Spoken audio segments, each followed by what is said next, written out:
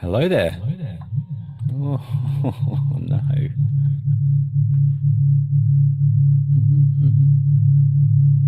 Were we having a rave today? Yeah. Yeah. Okay. Oh, Zoom. Zoom cut it off on me. Yeah, there we go. Okay. I know what it is. There we go. Oh, well, that was some fun there. Couple of computers. One computer is the one that I'm connected to here, and another one is streaming, doing the live streaming out to YouTube, which works well because of the host, right? So when you whatever the host computer sees is what the live stream sees. So I prefer to be on gallery view, which is so I can see everyone, but that's not a good experience on the live stream. So I have another computer set to host, have that live streaming in active speaker view, and so then that just does full screen active speaker onto YouTube. There you go. That's an answer to a question that nobody asked. And that's live streaming out of Zoom. Well, welcome everyone. Another Q&A time of Obvio. We've got an opportunity to ask questions about how to make Obvio work best for you. The things that you might be messing around with, playing around with, and trying to work out how to do something. Then they are the questions. Open speakers. Well, yes, open speakers and multiple computers. And also there's an opportunity to ask questions about your digital events and how that's going, and also inevitably we get to talking about production questions as well, the type of gear you're using, and that sort of thing, what you're thinking about. Now, we haven't got too many questions yet. We'll start putting those in. First of all, I want to check in with Jenny. Nice to see you here, Jenny. Oh, she looks stunned. Last time we spoke, you were a little flat, Jenny. You almost had a disaster of spilling some dye or something all over some technology. How how have your last couple of weeks been? Yeah, no, because I work in a small space, I almost dumped an entire thing of dye in my brand new, very expensive computer.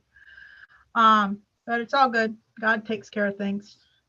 But yeah, now I think I got that part sorted. Now I'm got my Facebook up.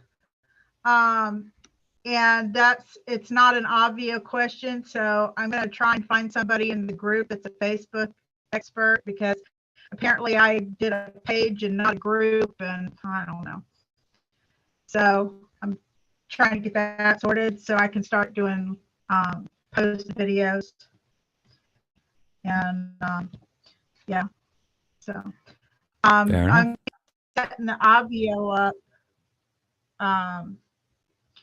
I think I'll have everything that you all will need. I'm hoping by the end of this week. And then I'll request, because I think I remember Blue saying it takes a couple of weeks to design a thing. But one obvious question, and then I'm going to get out of that. I really am. I'm not up where everybody else is at. For every video that I post and do a landing page for, and this might be a totally stupid question, do I have to have a new Obvio page for each one of those? For each video that you post, you want to put a video on the dashboard? Is that what you're talking about? All right, this is my question. This is where I just desperately need help, and I can't find anybody to help me. So you have your landing page, and they have to go somewhere to log into the Zoom and all that to enjoy the challenge or event that you're having. I'm going to be doing multiples. And so that I can try and build up my base faster. And so each one of those small events, never mind, I'll just send somebody on Facebook. No. I don't know if I have to have a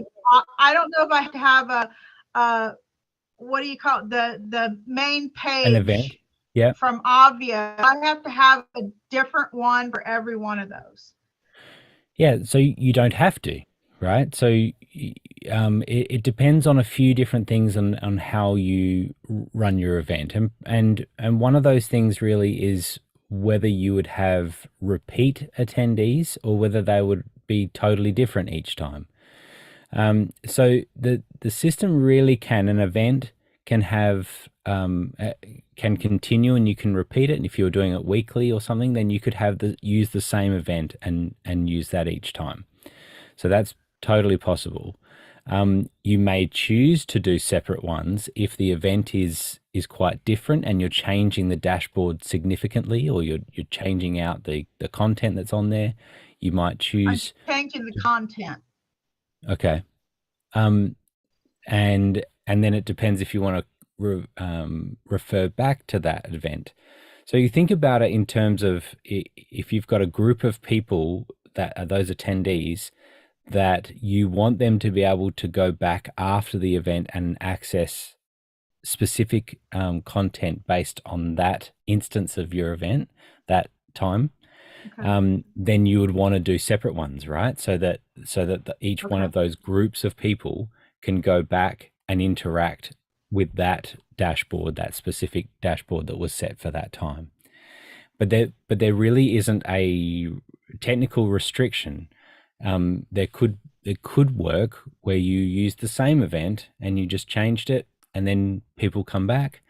And it's also about managing attendees. We've had Heather talking about this a lot, where it was like, how do you keep using the same event, and your attendees go up and up and up and up, and then you start you start hitting that the limit of how many checked in attendees you can have before you need to start paying for more, right? Grant, so, I think it's going to be a long time before I get to that. Well, and so that's not going to be an immediate problem. Well, you need to speak these things into being, so you can have. I think that you're onto something really unique, and I think that there is craft sort of stuff at your level. I think there's a real market for all of that. So I'm hopeful that you'll do really well. Thank you. Great. All right, that's given us some time. We've had some extra people come and a few extra questions. Afternoon, Blue. How are you? Wave. All right, Heather, what questions have we got there? Our first question is from Tom. He said, how do I access the recordings and data from our last event? Okay.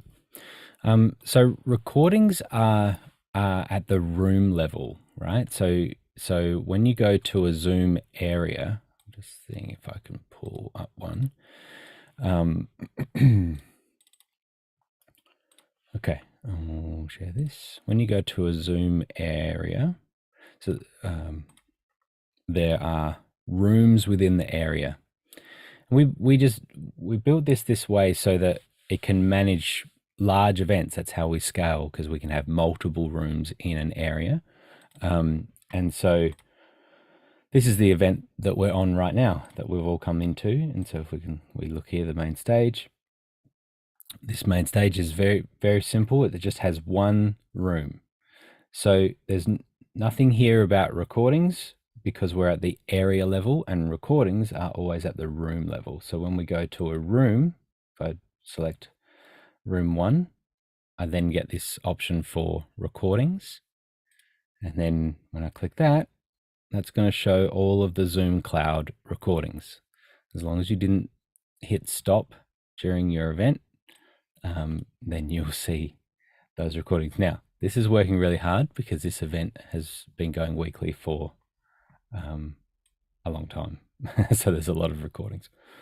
And so then you'll see under each one a shared screen. So if a screen is being shared, like I'm doing right now, then you'll have that with a little window of the talking head in there, the speaker view.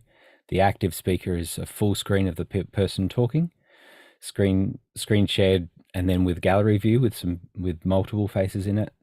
The screen shared by itself, gallery view by itself, audio only, so just an audio recording, which can be handy because it's nice and small. Audio transcript of the event, and then the chat file is the chat that happened during the event. And so you just can go through and download each one of those, and you can create quite a good sort of recording then of what happened at your event. The other part of your question was getting data. So you can export attendees. So in an area and also at the room level, you can export attendees. I click that, it'll gather that information, and then it'll send an email to you to say that it's ready. You click a link in there, and then you'll get that available to you. Of course, you also can export from attendees. You can do an export, and that will give you some information about when they checked in, so when they first hit the dashboard, and also any sort of tags and groups and things that you had in all of your attendees. Does that answer that question? Yeah, really good. Thanks. Follow-up question to that last part. By the way, again, used Obvio, again, love it. Just for those that haven't taken the plunge yet. It's just so great for the experience of the people in it. The who showed up for how long, is that last one, the attendees? Is that the attendee CSV that comes down that says how long they showed up? Yeah, so in the room, in the area or the room is where you'll get that data. Okay, so let's just see. So when you said attendees, it'll have all that data when we export that. Yes, but there's two different attendees, right? So when I was looking at the attendees tab, let me just show you and be explicit. When you go to attendees, you're getting sort of event data, not anything to do with Zoom. So that's just telling you when the person checked into the dashboard for the first time. Gotcha. It's kind of just the export of the attendee data, nothing to do with how long they spent in Zoom. In order to get that, you need to go to an area and hit export attendees, and that will have the data of how long they spent in Zoom in that specific area. Got Does it. that make sense?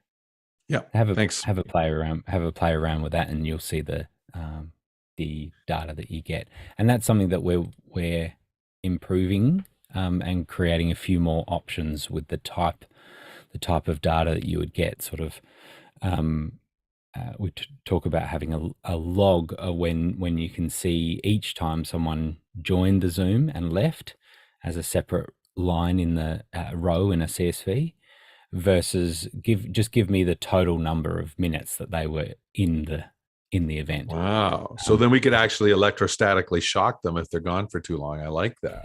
I like that. Right. That's be a good improvement device. Retention. Yeah. So yeah, and something that's really handy, doing a couple of events just recently where we have had 3 different days. So it's a sort of a 3-part series. And what we've been able to do is take the minutes that they were there for that day, so the export, and then import that again back into the attendees and the minutes as a group. And what that means then is that I can see all the attendees in my attendee list and how long they were in Zoom for that day. And then with our beta broadcast module, I can target people that were there or weren't there.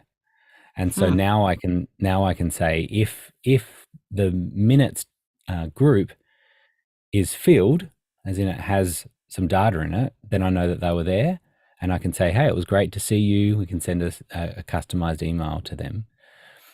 Or if the minutes field is empty, then I can say, hey, sorry we missed you, and come back to the dashboard and catch the recording of the first day, and then join us live for the second day.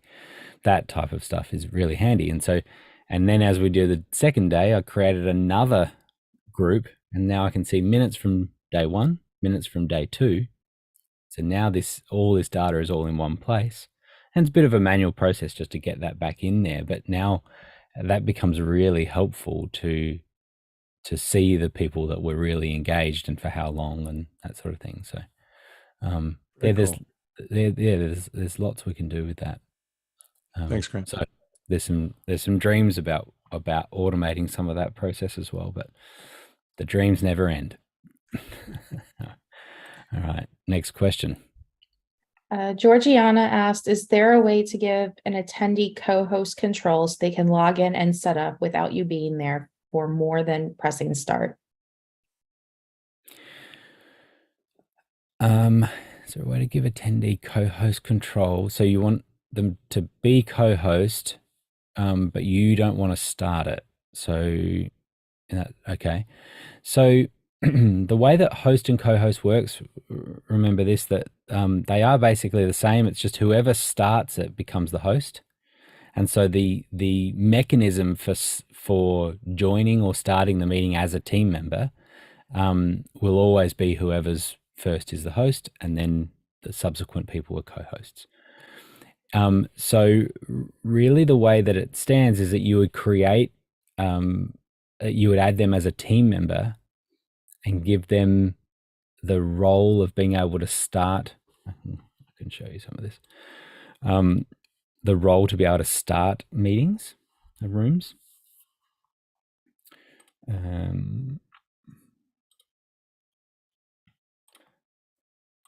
me show you here. So I just went up into here and into team. So team is based on your organization level. All of the events within that organization will work with this team. So then we go to roles, and we can make specific roles that give specific access to certain things. And so the thing we're talking about here is start areas and start rooms. And so we can give the option to start the room and to start the area. So the difference there, we're talking about areas and rooms. Areas has a group of rooms in it. You can start rooms and you can get things ready. If the area isn't started, then attendees won't be able to join it. And so that's a way of getting ready and sort of starting before you open the doors. When we talk about opening the doors, that's just starting the area. So just showing that, and then you would add the user, and you would give them the role that you've created, depending on how much access you want to give them, and they would join Obvio. Or they would sign into Obvio from app.obv.io. And then they're a user. We tend to call them a user rather than an attendee. An attendee comes through the dashboard. A Obvio user comes through the admin section, and that's where they can start. That's where they can start the rooms and areas. Is that making sense? And is that kind of what you? Will that help you? That will work in your use case? Well, it's maybe? helpful for me to know, but it's not something that's going to actually help me because the person that I have logging in is not actually all that computer savvy. So I really Yeah. just wanted to press start and say, okay, just log in like you normally would, and let everything just run as usual. But if this is the case, then I'll just log in, set her up Start it. as a co-host, and then log out. Right. Yeah. But it's good to know. Yeah, we've talked a little bit about some enterprise features for handling that. But yeah, so just recently we showed Muddy through uh, an ability to have sort of an access panel on the dashboard for an attendee to be able to start rooms, because of that kind of use case where you wanted someone to, very basic, just wanted them to be able to join the meeting. So we're aware of the desire for that, and we built it out in an enterprise feature, and we'll keep logging the requests for simple ways for people being able to start meetings. So, but yeah, at the moment that is probably the best, unless you want to give them that access. There would be a few clicks to go through, but if you did it as a team member, but yeah, we'll keep thinking about how we're hearing it a little bit, particularly for coaching sessions and things like that, where they're wanting to start multiple rooms, different people, giving them the access, but making it really easy for them. So, but that's how you can do it at the moment. Great. Next question. So Muddy said he loves that we can live stream from Zoom. He doesn't love that the Zoom logo is on the live stream. It seems that the enterprise accounts might be able to either get it turned off or replace it with a custom branding, like a transparent logo that will result in a much smaller Zoom watermark. Is this something the Obvio team could request or update in the web portal under branding? Yeah, nice, nice, Muddy. Big cheesy grin. Yes, we can look into it. That is something that I have heard of. Being able to change. I don't believe that it is in the just straight up in the branding portal, but I will look at it again, and we'll ask our friends at Zoom and see what they can do. Cool. I'll make a note. Our next question is also from Muddy. He said, what goes into making a dashboard work well with screen readers for vision impaired users? It was a softball question that came from Facebook. I'm just trying to remember who that was. Christine? Yeah, Christine, was it? I think it was. So yeah, we had in the Facebook group, we had someone mentioning about having a vision impaired person was attendee was working through the dashboard, and the screen reader was having a hard time distinguishing between the buttons and things like that. And so we're certainly open and interested to get that better, to make that better. One of the things I think will be creating more fields within the admin section, the dashboard editor, to add certain title fields and things on buttons, so that it gives more description around what the buttons are, particularly when you use images and things that then the screen reader doesn't know what it is. It's putting more descriptions in so that the screen reader can get the data appropriately and read it out. So yeah, we're absolutely committed to that. We had recently we had an issue with the waiver page. We had someone who the screen reader couldn't distinguish the signing section and just couldn't work out how to sign the waiver. And so that was a real issue, and we worked on that, and we made an option there to be able to sort of bypass the signing option and that made it all work with screen reader. And so that was specifically an example of us trying to work on making it work for people with accessibility concerns. So the more data that we can get, I think in the Facebook group it was mentioned that this person was happy to pass on more information. We'd love that. We'd love to make it more accessible. It's one of the things that we love about Obvio is how we can reach people geographically all around the world, and we also want to have diversity in who we can reach as well, and that includes all of those with accessibility needs. So yeah, send it all through, and we'll keep working on that to make that better. Okay, next question. At the moment, we're at a little bit of a lull with questions. A lull with questions. All right. Well, look, we've got a bunch of people, 15 or so people that have come. Interesting that you've come to learn something. You don't necessarily have any questions, but you don't want to miss what might be the latest and greatest. So, Jenny's back. What do you got, Jenny? Well, I don't know, Grant. Are you going to make fun of me first? I won't. I'm going easy on you now, Jenny, because you're in a I'm in a rut. You're in a rut. You're in a bit of a valley at the moment. Yes, I am. Are you going to do any type of thing for the mini ATEM? Any type of maybe down soon?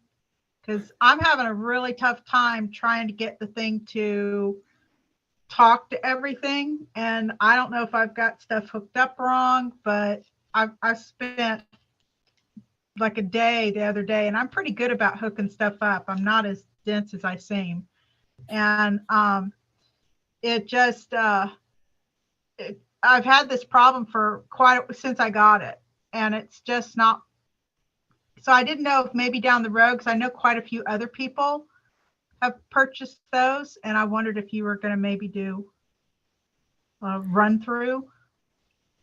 Yeah. Would be nice. Yes, it is. It is something that we have talked about doing some little videos on different setups, particularly more of the entry level setups, and not that necessarily the ATEM Mini is entry level, but it's I guess it's the next step up when you want to go to multiple cameras and be able to switch those easily and things like that. So there are quite a few YouTube videos. Have you kind of hunted around, or you just kind of got lost with it all? Because then there's hundreds of these YouTube videos. I had to stop because I was going to throw it through the window. So it's going to become verbally prolific. So I just stopped so not to get any more frustration, because unfortunately I didn't get the higher end I had, and I've got the lower end one. I thought I had gotten the better one, and so yeah. But I'll go back through before. I just didn't know if maybe you were gonna maybe do a run through. It'd just be for, I don't know how many other people. I know there's been a lot in the chat about them, and it might be nice, how to handle the, I guess, what do you call it, the dashboard, or I don't know what you call it. Sort of the control for it. Yeah. Yeah. Yeah. It's a really powerful a really powerful little unit. We use Blackmagic gear throughout the studio, and that's what's kind of amazing, is that the way that you control that same ATEM Mini is the way that you can control a 40 input, 24 output ATEM constellation, sort of the right at the other end of the scale, and then the control is the same, which is really interesting. And so and there's lots of ways of integrating it and doing lots of complex things that make our lives easier. So I have 3 or 4 different Blackmagic switches in this studio setup, and Blue has a bunch more in his studio there too. We really have doubled down on Blackmagic switches for what we do, and it really does is an entry level. So I have a little one connected to what I have now, and so that I can do simple things like, it has an image. Can I ask a question? Can I just ask a really quick question? Jenny, You're the boss, Blue. What are you not able to do? Like Well, you said I'm not at you're frustrated because you're not able to connect it, but like, where are you getting stuck? Some reason it's all not talking to one another. The monitors aren't coming on, and I'm not at my desk, which is, you can see behind me. Sure. What monitors are you talking about? Because if you, I mean, is Zoom able to see the A10 Mini? Well, that's what I'm saying. When I hook, because I usually can hook stuff up, we're all used to it these days.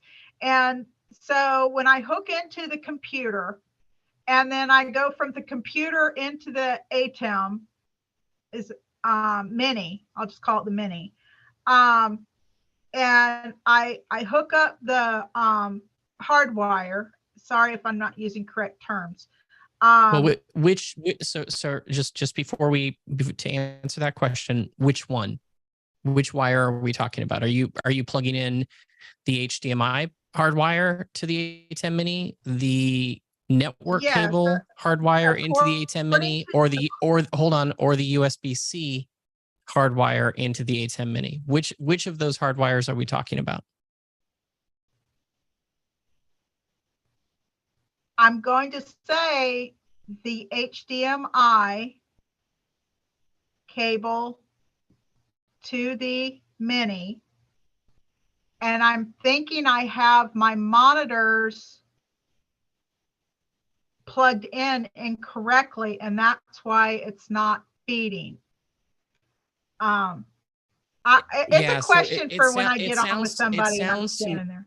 So it sounds to me like you have some confusion around what the different ports and what the different cables do, because like the HDMI cable that goes from your computer to a monitor, as an example, behaves differently or has a different purpose than when you plug in an HDMI cable from the A10 Mini to your computer.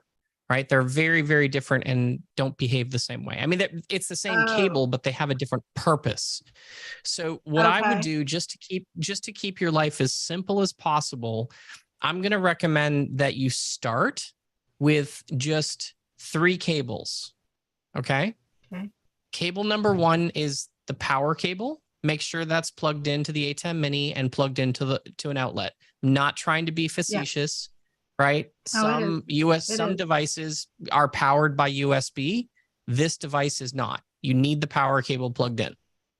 I got that. Awesome. Number 2, I want you to plug in the USB-C cable to, are you using a Mac or a PC? PC. Okay. Does your PC have a USB-C port on it? Do you know? USB-C. So a USB-C looks like this. No.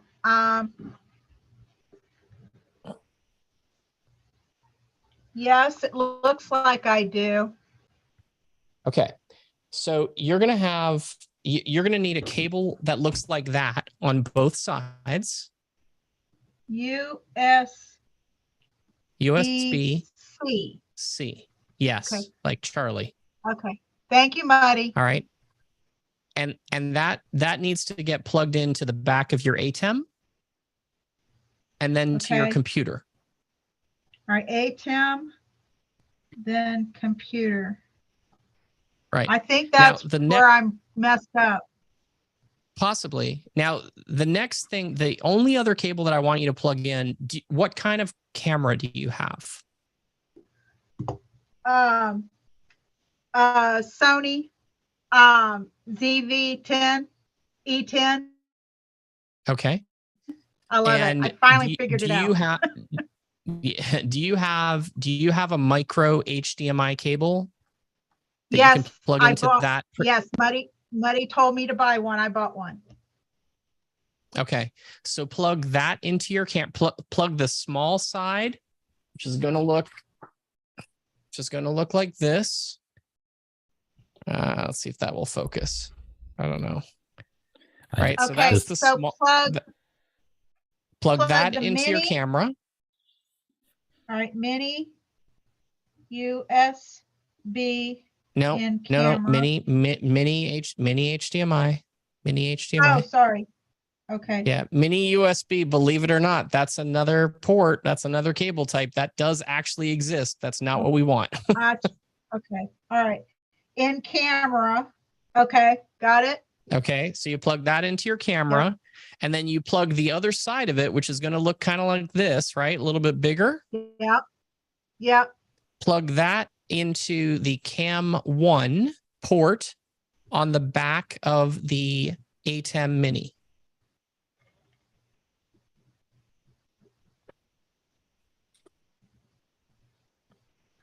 Thank you so much.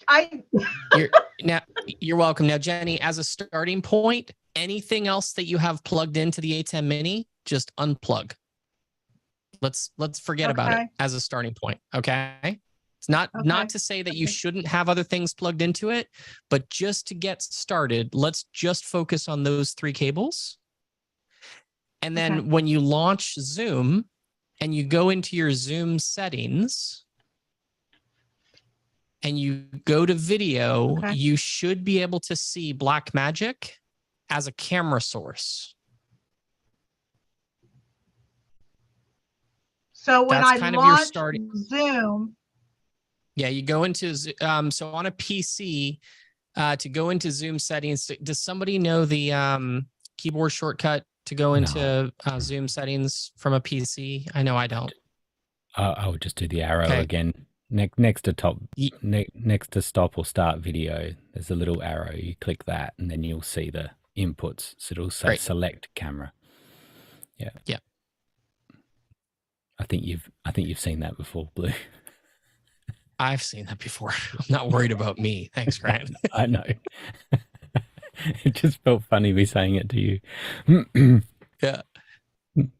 So Jenny, when you go into Zoom and you start a meeting, what Grant is saying is next to the start stop video icon, there's a little up arrow, and you should be able to see that up arrow right now. And if you click on that up arrow, you're going to see the camera that you're currently using, which is probably your notebook's built-in camera, your PC's camera. Once you have those 3 cables plugged in the way I described, you should see the option for Blackmagic in that area. Okay. And once you see that, now you've at least gotten things started. Now, that tiny little Blackmagic switcher is actually a really powerful little device.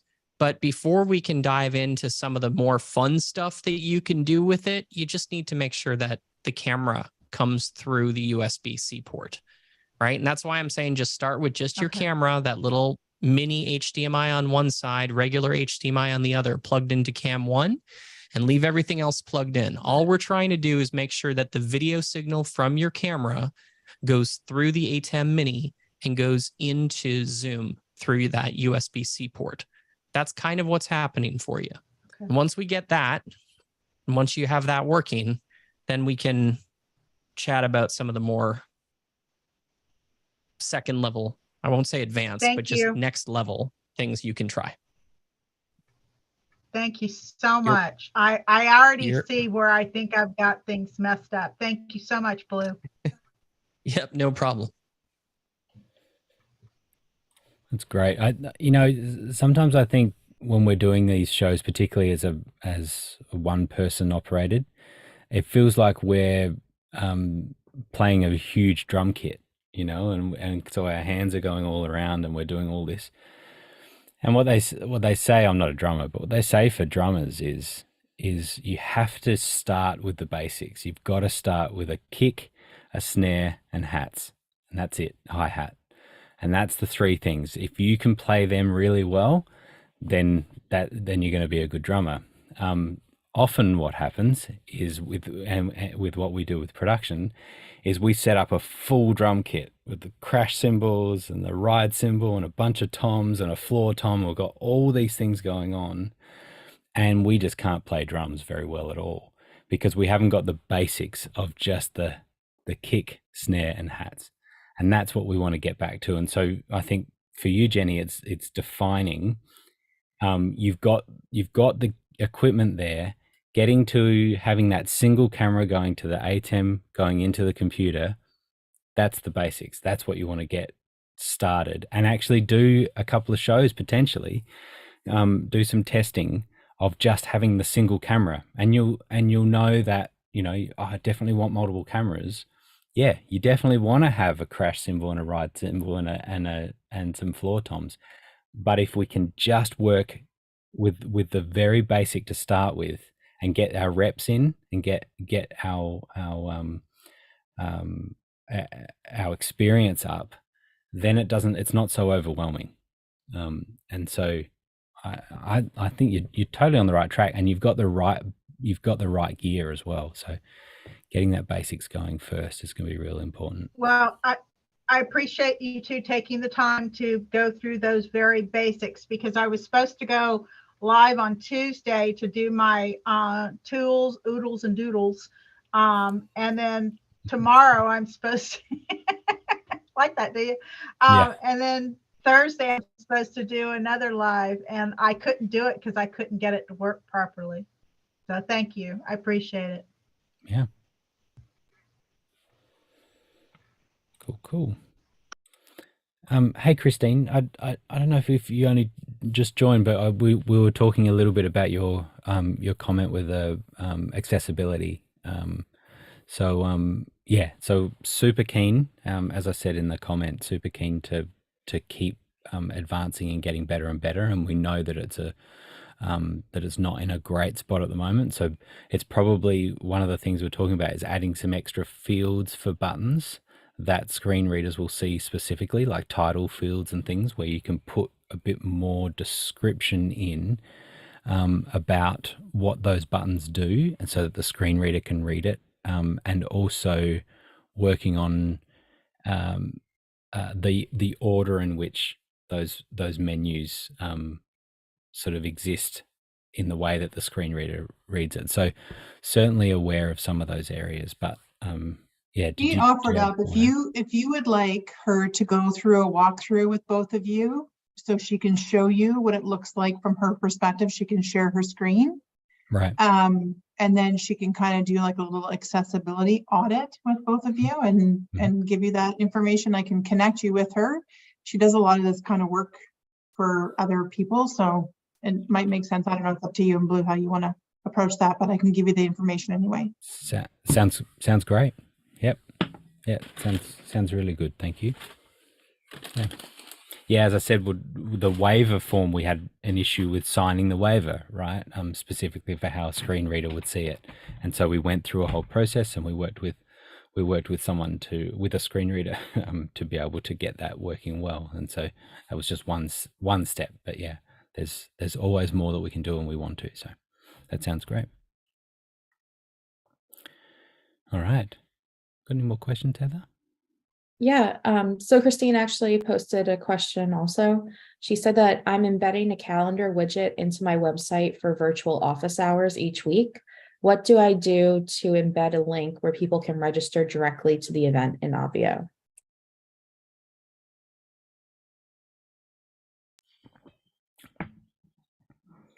You've done some of that before, Blue, right? Calendar. Yeah, I'm sorry. Embed the link where in the calendar. Can you ask that question one more time? Yeah, I'm So embedding. Sorry. Go ahead. Do you want me to just ask it to you, Blue? Yeah. So I'm embedding a calendar widget through ElfSight. And then in ElfSight, it gives me the ability, so you click a little button inside of ElfSight, it says register now. And I'm assuming the settings here, I think there's a button in the settings that allows me to put a button to the event, like a link to the event. So it embeds right in the widget. Is there a specific, like, is there a way that I have to set up my dashboard? And what link do I give? Can people register automatically? Yeah. Do you understand what I'm saying? I think I do. Yeah. So like if you allow somebody to register for a time, but they don't have an attendee record inside of your Obvio event, can they sign up to get into that automatically? Is that kind of what you're asking? Yeah, and if there's something sitting on my website and it's this calendar widget, and the calendar widget said office hours are this day, and there's a little button that says register now. When you click that button, there's going to be a link to go register for the event. Is that possible that they could click something and go register themselves in Obvio? Or do I have to set that? Is there something I have to do to create a CSV file or something? You know what I mean? You can actually set it up yourself. So what you do, there's a under design, there's an option here called sign up. And first off, you enable the sign up. It'll be disabled by default. Okay, like it'll be over here. So once you enable it, you can then customize, much like you can any other page in Obvio. You can like highlight this text and customize the text and make a couple minor changes. It takes the same styling from your login page. And then what you would do is you would, much like Muddy said, you would give them like update.obv.io/signup. And that's the link you're going to want to give them. Oh, of course, I'm logged in. And when you give them, it's sign_up. When you give them that link, they will come to a sign up page that looks just like the one you're seeing right now. And when they type in their first name, last name, and email address, that will automatically sign them up as an attendee, and it will land them on the dashboard. So it's a feature that has to be turned on as a starting point. The other thing you can do once that feature is turned on, if you go to the login page, there's another thing, this text right here that we have on the login page for this particular event, the event that we're all in right now, where it says don't already have an update account, click here to register. You can, you'll be able to, when you enable sign up, it'll actually say, I believe it just says sign up. That's the text that is the default. You can hover over that and modify the text of that. So basically what'll happen is if somebody lands on the login page by accident and they don't have an account, you can have a button that allows them to click there to sign up, but you would just be giving them the your event slug or event URL /sign_up, just like Muddy said. But you have to enable it first, otherwise it won't work. I feel like somebody was more important than me, which looks like it makes sense. All right, why don't we move on? Hopefully that made sense for you, Christine. Cool. That was the last question I had in our flow.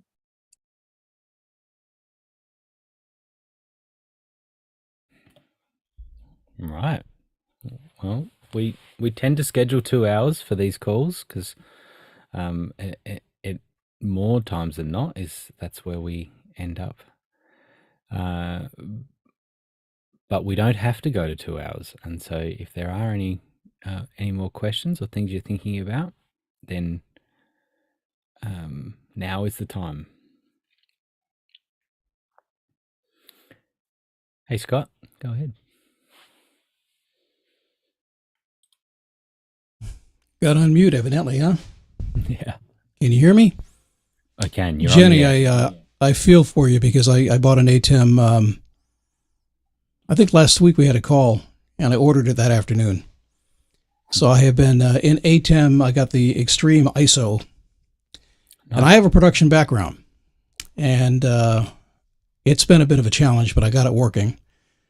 So I feel for you if you haven't been pushing TV buttons before. That's a hard thing to do. So hang in there. My question is production oriented. I am now trying to scale up. I've got it working fairly well, and now I'm trying to figure out how to produce these shows with switching between the speaker and the two different people. And how do you control the screens? Are you using multiple computers? What are you doing to get that done? I guess is trying to figure it out. And you know what I'm talking about. So yeah, so there's multiple ways, right? Like with all of production, there's lots of different ways of doing this, the similar thing. I guess it often depends on the size of the show, right? So a lot of our Obvio users, people that are running their events, are running an event that has less than 1,000 people, maybe less than 500 people, and they have all of those people in one Zoom meeting. And when they're doing that, then they everyone's joining that same meeting. All of their contributors to the event, the speakers, the hosts, all of that are all going into that same meeting, and away they go. Mhm. So they're limited perhaps on how much they can control screens, apart from spotlighting and things like that within Zoom. Right. So I think that's the entry level of where a lot of events are ran.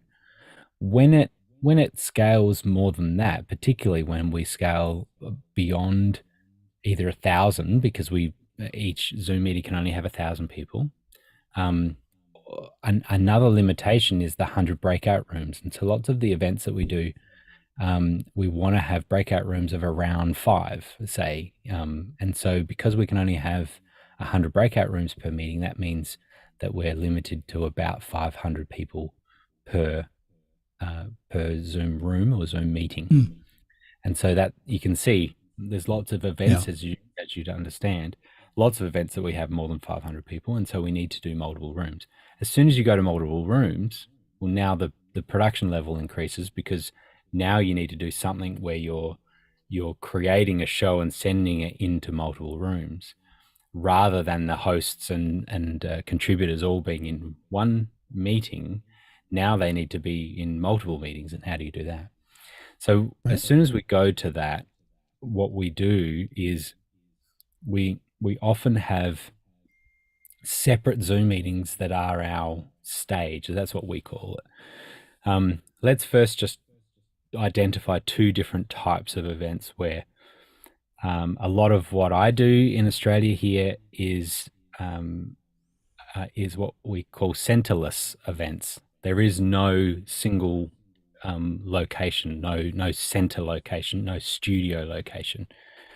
We have a master control room, but all of our hosts, everyone is remote.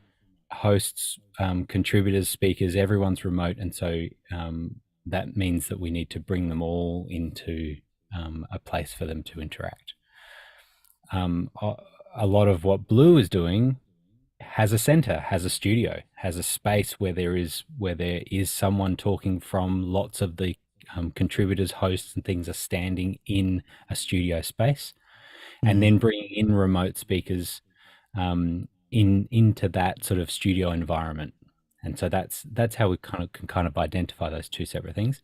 But the way that we actually create the show is very similar, in that at some point there's a Blackmagic switcher that is doing the switching and making a TV show, and then sending that out into 1, 2, 3 multiple Zoom meetings. And so how we then control screens is the same way that TV does it. We have a typical production switcher, multiple inputs, And then we're doing things like in black magic terms, they're called super sources, which with the ATEM Extreme that you've got a super source, which is the ability to have 4 inputs on a screen as well as an artwork. You can have a artwork at the background or in the foreground, and you can have 4 windows in the way that you lay that out. And so you often see that particularly when we're doing some slides, PowerPoint slides, and you want to be able to show a couple of slides or an image or thing, and you want to have a talking head. We'll use a super source for that. Have a big square for the slide, and a little nice little square with the talking head in it. And so we can switch from that, and we can send that out. So if you think about having all of our contributors, so we'd have a host and perhaps a presenter, keynote presenter. We have them sitting in a Zoom call, a separate Zoom meeting by itself. And then we need to, and there's lots of different ways of doing this, but we need a way of getting out of that computer into the switcher so that we have a full screen image of that host or that, the different presenters. And then that comes into our switcher, and now we can switch between the different people that are talking, an active speaker and putting slides up and things like that. That all then goes into the multiple Zoom meetings. And now where it gets more complex is when you want to have all the people, the attendees that are in those Zoom meetings, if you want them to be able to speak as well, then that's where you start getting more complex, where you have someone in Zoom meeting 1, in like a stage room 1, who wants to speak. That needs to be heard in the host's Zoom meeting. Also needs to be heard in Zoom number 2 and 3. But when they speak in Zoom number 1, we don't want their audio to come back to them again. And so we have to have some complex audio routing that manages that when Zoom meeting 1 speaks, that they don't get that audio coming back to them. Otherwise you'll get some feedback loops. Mix minus. Exactly, it's mix minus. Yeah. So the total mix minus their mix, and so there's lots of different ways where we manage potentially not doing that, and sometimes the best shows don't have any audio contribution from attendees, and that's another reason to have breakout rooms, to give people the opportunity to chat and have interaction with each other without having one person just being able to talk to thousands of people.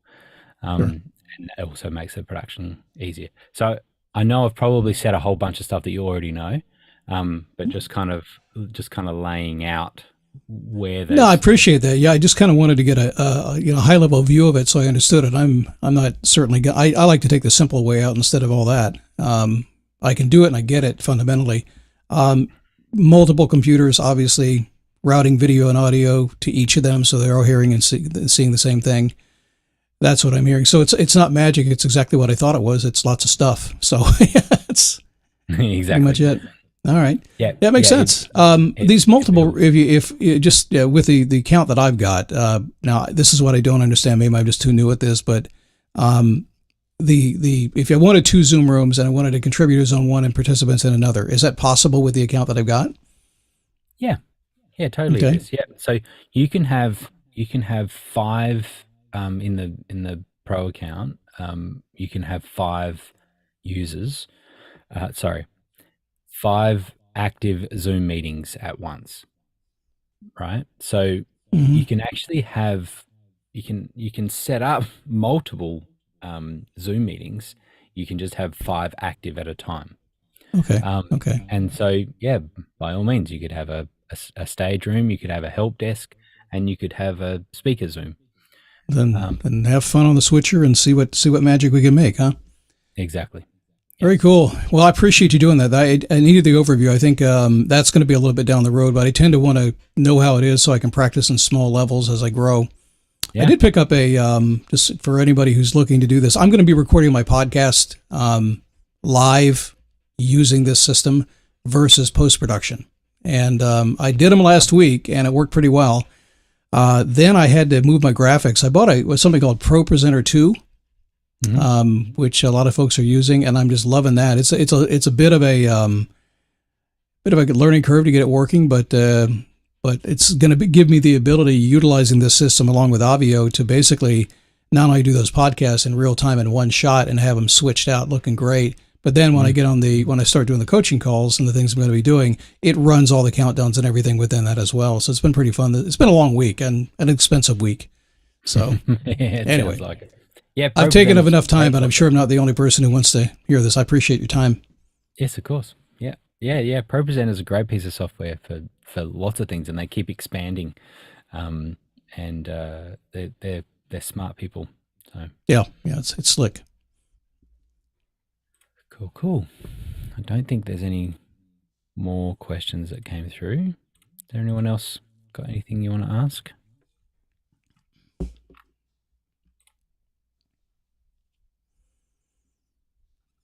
What was that? Okay. A dashboard. I'm just following Blues. Christine was just asking about the, I think the watermark on the dashboard for this particular event. That big kind of like loopy thing in the background. And Christine, that setting isn't actually available on all templates. It is on the classic right there. Trying to remember. I'm pretty sure it's not. Well, it may be available on Lefty as well, actually. Yeah, you can kind of see we have it on Lefty as well. And again, if you go into up here in the header settings, there's this page background, and we're using that same big watermarked logo. And I don't. I think that maybe it's available in cards. Give me a second. I actually haven't done that in a while.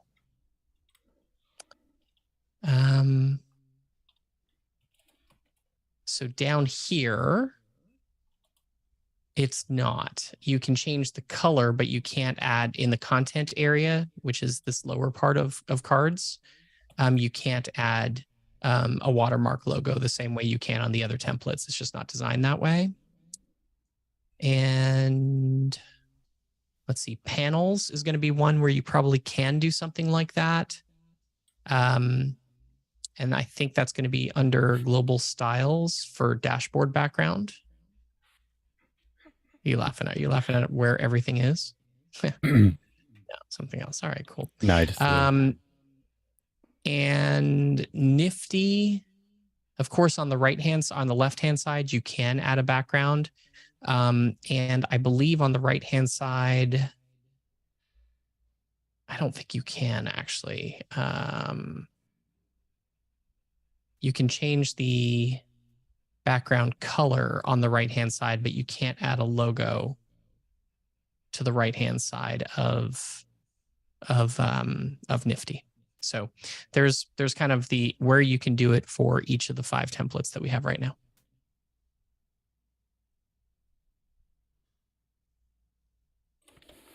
Cool. Nice. Thank you, Blue. Here all week, or at least for the next 30 seconds. Yeah. All right. We're getting dangerously close to closing this off.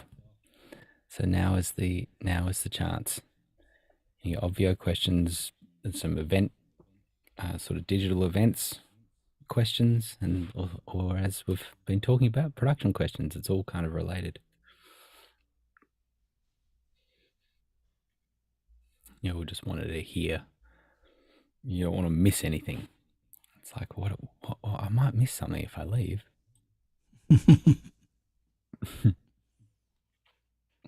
Okay. All good. Oh, that was a wave. I thought Stephen was asking a question, but it was a wave.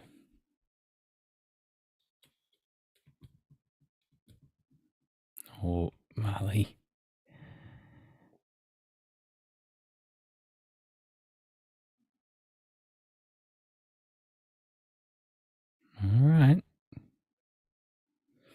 Well, I hope you have a great week, and that messing around with all these different things, you get some excitement, and you get Jenny. I hope that you master the ATEM, and that it leads you up to the peak of the mountain, and you can pull yourself out of the valley that you're in. It'll be good. Oh, Muddy, what do you got? Sorry, just got in the car. I've got one more question for you, which there's a simple part and a little bit more philosophical part, but it's around visibility rules, specifically date-based visibility rules. And generally, I find them to be a little bit problematic because it can be difficult to see what's going to happen when you have those date-based rules turned on. And I understand the areas where I typically would use them is when an offer expires or something expires. So I would have a date when I want it to not appear anymore, to kind of go away after the event or after a certain point.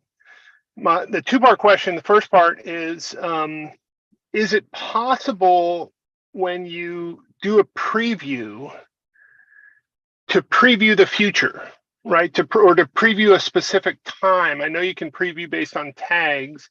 Can you preview based on time? And then the second question is there any best practices you would share around date-based visibility rules? Sorry for the last minute question. No, that's fine. It feels a little bit like a softball question because it feels like there's specifically in that preview section where you're talking about with tags, there is date, right? So when we're looking at the gear next to the preview, there is date. Have you seen that, Muddy? We've just not thought of it like that. Because I'm not on my computer right now, and because I don't use date-based visibility rules very often, I wasn't actually aware of that. Cool. Now I can see the future. There you go. Yeah. So now this is specifically for doing what you're asking, is you can put in a date and time, and if somewhere you had put a visibility rule to say show from, show until, so you can say show until, then it will preview. In fact, let's just do that for fun, shall we? So let's say it's the 14th at 6:07, show until the 14th, 6:07. And now, got to remember which one it was. It was the knowledge base button. Now, if we were to preview at the 15th, okay, save that and preview, the knowledge base button disappears because it's now post that time. And so, and in conversely, if I go back, then it shows based on the time. So, whoops. And those two dates, show from and show to, those are independent of each other, right? You don't need both of them. You can just have one of them, right? Correct. Yeah. Yeah. So then to the second part of the question, we resisted this for quite some time, and it was not for technical reasons. It was a philosophical reason, and that was that one of our key philosophies with digital events is that we're not limited by time and space, and it really is a key difference with running events in person. When you are limited by time, you are limited for when the food is going to be set up, and when you ultimately have access to the room, and you might get kicked out of the room, things like that. We don't have those limitations, and therefore when we run particularly the larger scale events, the program can arguably should be flexible. And it's how I feel like it's how you build community aspects as well, right? When people feel like they are experiencing something that's really unique and happening in the moment because they're part of the journey that's going on. And so rather than it feeling very strict and 15 minutes for this person to speak and then 10 minutes for this and then lunch and then this, it can be anxiety inducing because it's like, okay, we're so limited by time. And we're not, because attendees can leave easier on these events than they can in person. There really isn't anything shaming about leaving an online event. Therefore, if some people need to leave because they thought that it finished at 5:00, then they leave. Inevitably, there's going to be a large group of people, of your attendees, that are going to stay for as long as you are on. Case in point, we've still got 10 people that are on this call, right? I was already closing it, but people are hanging around because it's like, I've got time. There might be something that's really life-changing in this. And so therefore, we didn't want to say that you put a button for an offer, for example, and you make that available at exactly 12 noon, because if your program is being flexible, then there could be times where you're like, actually, we're half an hour from announcing that offer. And what I don't want to do is have the dashboard beat us to the punch, right? And actually, and now all the offers, been made available on the dashboard, and we haven't even spoken about it yet. And so that's where we encourage people to manually do that. Have someone on the team that's like, yes, okay, now it's being spoken about. Now's the time for it to be turned on. Having said all of that, we acknowledge that there are times where you do want to automate some things, and perhaps it's not as time sensitive, but it is something that you just want a day 2 blog to come on at 7 a.m. and you just don't want to have to worry about it. Well, you set it for 7 a.m. on day 2 and bang, now it's available and away it goes.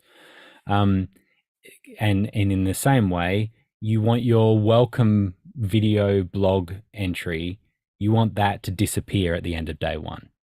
And it's not a big deal, but it's just an automated thing that you just want to have it turn off and away it goes. And then you may have specific offers, sponsors offers or things like that you'll say, we're going to give you a vendor. You're going to say, we're going to put on the dashboard for 2 hours a link to your particular offer. And this is when it's going to be, and that's it. And you can lock that down, away it goes. So we can see, and that we're always finding that people are using Obvio in ways that we never thought people would or had thought of. And being able to schedule or automate things is part of that. So I think when you think about it in that philosophy and keeping things, not locking yourself in, then there are times that it makes sense to time things to turn on and turn off and that sort of thing. That's making you think, Muddy?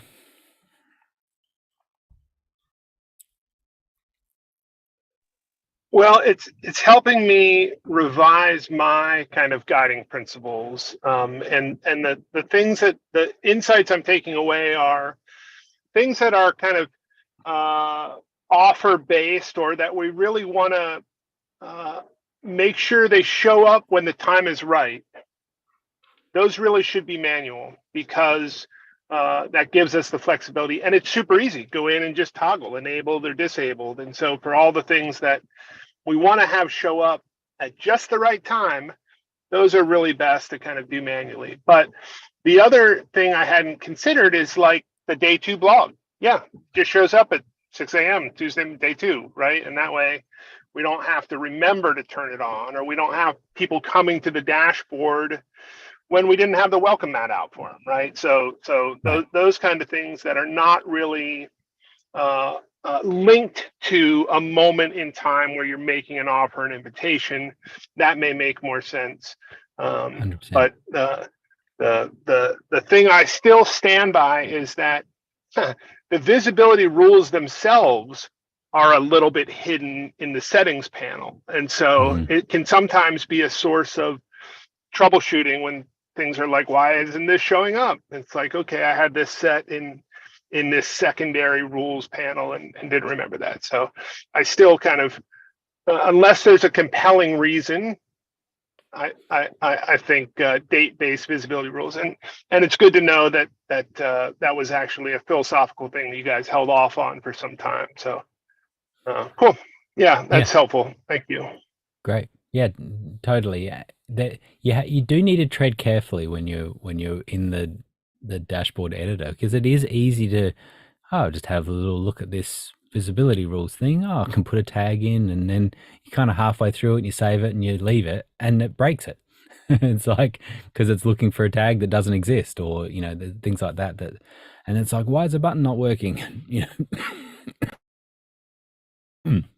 It's easy to mix that up. So I do have one more related question, and maybe we don't have to discuss it.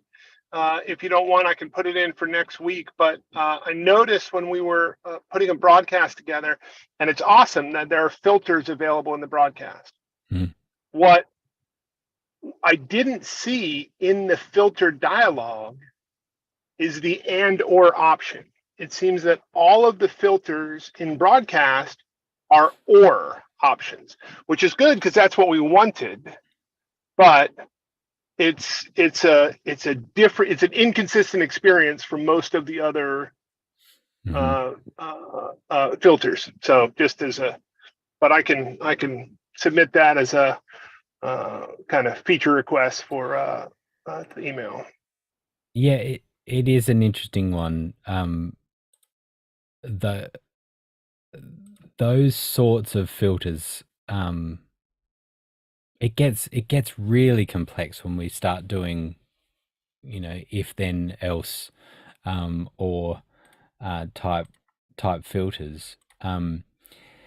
What there is, there was something a little bit different that we added in that filter because one of the things that we wanted to be able to do was include and does not include, and then there is also in groups. Yeah, so you can use more than one type of filter, and so checked in or not checked in, so that can be helpful. We were specifically looking at two tags, right? They're VIP types, or a speaker, right? We want to send an email to those or something like that. Yeah, and we might need to look at that again. That's what I'm looking at. I'm just having a little play again to remind myself about. Yeah, it's set to or rather than and. One of the differences, was we added is not, is filled, is blank. To be able to filter. So it's a different way of thinking, right? Where you depending on how you are trying to filter your attendees, you may find that you can do it with an and rather than an or. It's possible, but the other thing is too how easy it is to be able to add another field, and so you export all of your attendees, and then you create in Excel, you do what you want, the filtering, the advanced filtering that you want to do, you import that as a new group, and now you say if the group is filled with this, then go, or if the value equals this, then do this. But yeah, it could have been an oversight. And a huge kudos to the team, because at the saving grace, because I wasn't sure, is this and or? but I was able to scroll down to the bottom and say, okay, this is going to apply to 20 people, 50 people. And it's like, okay, good. I know I've got, 10 of these and 10 of these. So if it shows me this applies to 20, then I know what's happening. So yeah, love it. Keeps getting better. That's great. Thank you, Muddy. And you're part of making it better. Always coming up with these ideas and stuff. It's great. Thank you. Christine, sorry, I did miss you're saying about having recordings tied to a button. Is that what you're saying? Yes. Yeah, exactly. But I looked at it now and I don't remember ever pressing stop, but there's a part 1 and a part 2. I'm assuming just because it was like a 2-hour training. So how is it, am I better off to use some editing software, edit it into one, put it so it can live somewhere like YouTube or something, and then put that in the link? Yes, absolutely. Yeah. So it's rare that you would get a Zoom cloud recording to be exactly the start and end and exactly what you want it. And I'd argue too that it can be dangerous to try to even do that, because really you just want to start the recording and just let it run and forget about it. It might be a half an hour early or whatever. You just want it to be there and not risk by trying to get it to start exactly when you want it. You might risk not actually starting it at all, and then you don't have your recording backed up in the cloud. So then to that point, you will need to trim it. What also happens is, depending it's always on better anyway, because this is what happened to me on Sunday. Is I stopped the recording, I paused it because we had a little bit of time in there before, and then of course got busy and I forgot to hit record, and so I missed the entire thing. Exactly. Yeah. I'm sorry you heard No, that. okay. Yeah. Listen, I'm sorry that happened, and that's the thing. You did that once, you'd never do it again, but I've done that multiple times. No. I've been working on events where we record for 25 years or something, and it still happens. And there's all sorts of tricks that we do, and one of those is that we start really early and just let it run. The other ones we've had is like people will put notes on the mixing desk, like it's like you can't turn the microphone on without seeing the note that said, "Are you recording?" It's like those sorts of things is like how we'd do it in person. But really with the Zoom calls, all of these are set to auto record at the start. If you're starting, and it'll start recording when you open the meeting. Even if you're starting the meeting 2 hours early, it doesn't matter, right? You just let it run. And the nice thing is too that if you were to turn off your recording and then you've got your hundreds of people sitting in your meeting, when you hit record, they'll all get the prompt, right? That pops up to say it's now recording. It's a much better experience to have them get that prompt when they join than to have it as during your event. So it's much nicer. So for all those reasons and more, using editing software is the best way to do it.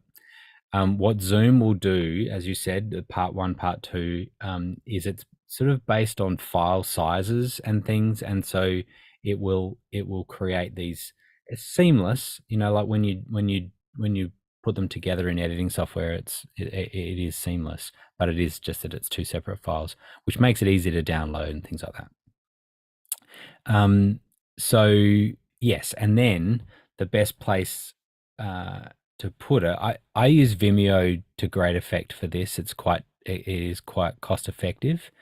Vimeo. It also, you can lock it down, and so that people can't access it. You can kind of create it that you can embed it into the Obvio dashboard, and then you can say, I only want it to be viewed on the Obvio dashboard, which means that no one can take it from there. They can't send that link to people directly so they can access it. So it is a little bit of money, but then it is a better product, and you can control how the video player looks as well. And so YouTube is absolutely a great option. You just have to know that it's easy for people to click on the buttons within the YouTube player that could take them off to YouTube. It can also do related videos afterwards, you know, that you may or may not want to have. So the free comes at a cost of using YouTube. And then I just mentioned too that we also have our Searchy integration, and so Searchy is a platform, a video hosting platform, which is particularly good at working with the transcript and being able to search transcripts and jump to that exact moment in the video. It's very good for knowledge bases and people being able to search.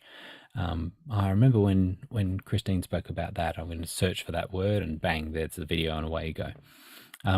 We have built an integration. It's just our first version. We're doing some more with it, but the first version is able to take the videos directly from the Obvio event and add it to Searchy without you having to download, upload, do all that sort of thing. And what they are adding is the ability to do some trimming in Searchy, so that you could sort of trim it top and tail, and make those videos available on the Searchy platform. So it's something that we're constantly thinking about. So yeah, have a play around with it. There are a few different ways of embedding the videos too. So Searchy, I think, Wistia is another video hosting platform that we use a little, and they have some code that you can use that creates a pop-up for the video. There's a few different ways so that you could tie it to a button, click on the button, and then the video pops up without you leaving the dashboard, rather than embedding the whole player in the dashboard. So there's a few different things out there, and often just knowing what's possible is helpful, right? Because then you can explore the way to do it. So It's all beyond my pay grade, Grant. You'll be what, sorry? All the tech stuff is beyond my pay grade. Fair enough. Well, this is the thing though, knowing that I know it's possible. I don't know how to do it. I just know that it's possible. I just have to find someone that can do it for me, or that sort of thing. So yeah. Cool. Anything else, Heather? Did I miss anything there? We were so close. Your events, do you create like different logos for those? Because I'm looking at it now, and if I call them all the company name, they all look the same. So what I did with this last one is I created a separate logo in Canva just to stick on there, so I knew it looks different. You know what I mean? That's cool. Yeah. Yes. I've done a little bit of that, but not as much as I'd like. Like, it would be easier to separate that out. I guess the other thing is too that using organizations to more effect as well. You know, so you can have, in a pro account, you can have 3 organizations, and so it's a way of grouping events. It's also a way of handling your team. You know, and so there might be a slightly different team that would have access to certain events than others, and that's a way of grouping them, is by using organizations. And so so then you've got a point where now you don't have as many events that you're trying to look across, trying to find them. So my eyes go to specific things. So I thought, because these are all in the same, I have unlimited organizations. So what I do is if I put up a graphic there that goes, oh yeah, that's the office hours one. Oh yeah, that's the training one. That's the blah, blah, blah, blah. Right. So, and it's not that hard. So I just figured that's the easier way. It's a great way to do it. Yeah, it's a great way to do it. And knowing that logo, where you set that logo, doesn't have to appear anywhere else, right? So it can just be that. And so you could dramatically change the color on it and have very different colors, and so you just like immediately know which one to go to. That could be a helpful way of doing it. That's smart. Yeah. Cool. All right. I think we're going to call it. So we are on Wednesday morning next week, so it'll be 5 a.m. Pacific. I don't know why I chose to say it in Pacific. Maybe it's because I'm looking at James. I'm just thinking of you, James. I was just thinking about making it sound as bad as it can be. 8 a.m. Eastern. It sounds quite comfortable. And that's when we're on. We'll have it on YouTube, so make sure that you, if you can't make it, you can go back and watch the call on the YouTube channel. And you can catch us at help@obv.io is the email to send through to us. And we've also got our live chat running business hours, Eastern business hours. You can click that little button down in the left-hand corner, little chat button, and you can chat with us if you're trying to work something out at the time. Excellent. Thanks so much. See you next week. Bye-bye.